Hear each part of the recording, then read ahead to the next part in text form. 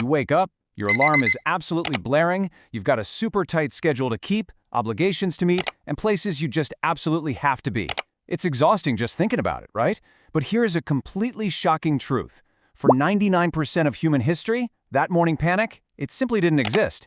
You just woke up when your body was actually ready. You stretched and you asked yourself one simple question. What should I do today? Because for roughly 300,000 years, there were no jobs, no bosses, no corporate ladders to climb. Which brings us to a really staggering reality. 90,000. I want you to anchor yourself in this massive number for a moment, because that is the average number of hours a modern human spends working in their lifetime. We're talking roughly 1/3 of your entire waking existence dedicated just to a job. But that begs the question, right?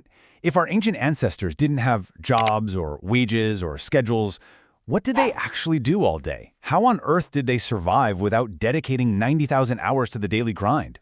Now, what's really interesting about this slide is the incredible twist to that exact story, which was revealed by archaeologist Richard Lee in his groundbreaking 1963 study.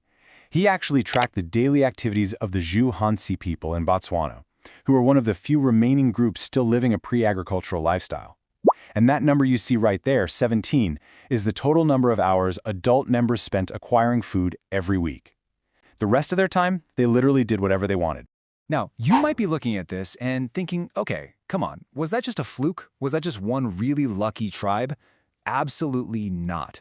Whether we look at the Zhuhuanzi in Botswana, the Hadza in Tanzania, the Aceh in Paraguay, or the Martu in Australia, we're talking about completely different continents and vastly different environments here. We see the exact same universal pattern, a consistent 15 to 20 hours a week spent on survival. And just for context, you're probably working at least twice that much right now purely to pay the bills. And the proof of this abundant free time isn't just coming from modern observations. It is carved deeply into our history. Look at this. 30,000 years ago, someone went deep into the Chavet Cave in France to paint incredibly sophisticated horses and lions with really complex shading. 100,000 years ago, someone literally walked a 40-kilometer round trip from Blombos Cave in South Africa just to collect seashells and then spent hours drilling tiny little holes in them to make jewelry. And 40,000 years ago in Germany, someone carved a perfectly spaced 5-hole flute out of a vulture bone. You don't create elaborate art, intricate jewelry, and musical instruments if you are constantly struggling just to survive. These creations required immense skill and planning, proving beyond a doubt that ancient humans had vast amounts of free time for non-survival activities.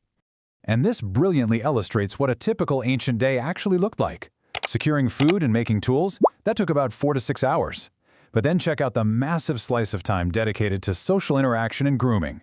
Anthropologist James Sussman documented that adults spent about 6 hours a day purely in social time, talking, laughing, telling jokes, just playing with the kids. Because in a world without money or police, your survival depended entirely on your relationships. You invested enormous amounts of time in each other, not in some corporation. The rest of the day? Biphasic sleep and simply resting. Literally just sitting in the shade doing nothing in particular, without ever needing to justify your existence through productivity.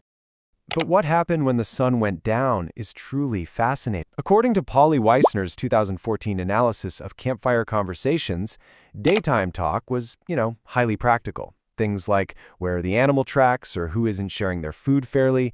But at night, look at that massive 81% spike. Conversations shifted dramatically away from the practical and straight into stories. Myths about how the world began, tales of ancestors doing impossible things, and jokes. This nighttime campfire setting, fueled by full stomachs and a sense of safety, was the